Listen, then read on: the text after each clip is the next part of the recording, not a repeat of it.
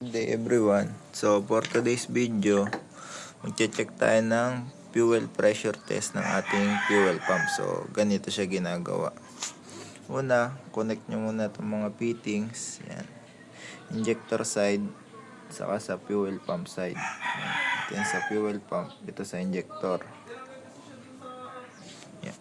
So kapag sure na nakakonect na siya, start natin yung engine. So, yung reading niya ngayon is mababa lang. Ang standard nito is 263 to 316 kilopascal. So, start natin. Yan. Simula na siyang tumaas. Then, start.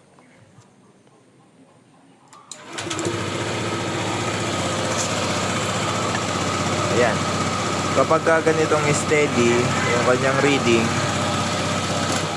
ibig sabihin, wala siyang problema sa fuel pump system. Kapag naman tumaas o umigit pa, yan, dito na may diferensya yung kanyang fuel pump. Pero pag ang needle niya is nagpa-fluctuate, filter muna. So kapag nagpa-fluctuate yung needle, filter muna.